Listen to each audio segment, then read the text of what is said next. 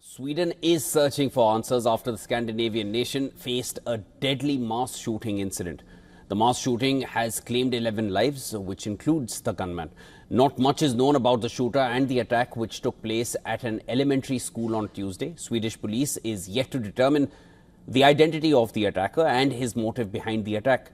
Right now, the police is trying to build a profile of what is called a clean skin, someone who was not previously known to the police or security services, and which has made the investigation even more difficult. It is still unclear if the attack has any link to terrorism. What happens when we arrive at the scene is that the officers feel that they have been fired upon by this perpetrator. And what happens is that when we then advance towards this perpetrator, the person is found dead.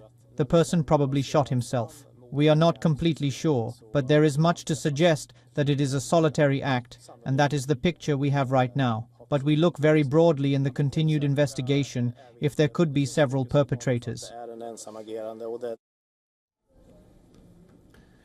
The shooting took place in a school in the city of Orebro at 12:33 p.m. local time. Teachers inside the school said that when they heard the gunshots, they fled classrooms or barricaded themselves inside.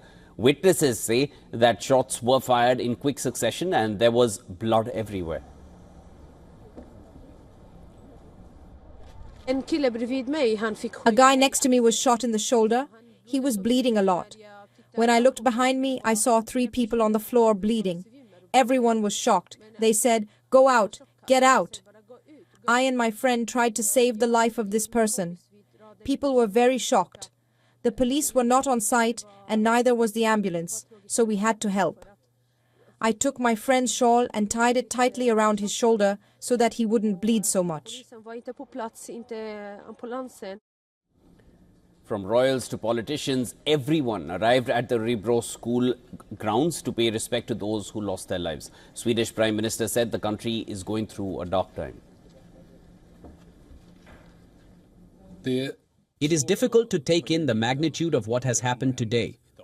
The darkness that is now falling over Sweden tonight. It is with bottomless sadness that we have received the news from the police that about 10 people have been killed and several have been injured in a school shooting in Orebro. What simply cannot happen has now also happened in Sweden. Swedish media says one of the worst mass shootings in Sweden's history was carried out by a 35-year-old. The reports described the attacker as unemployed and a recluse with a hunting license who had withdrawn from family and friends. Officials say he fired at police when they arrived at the school and then most likely killed himself.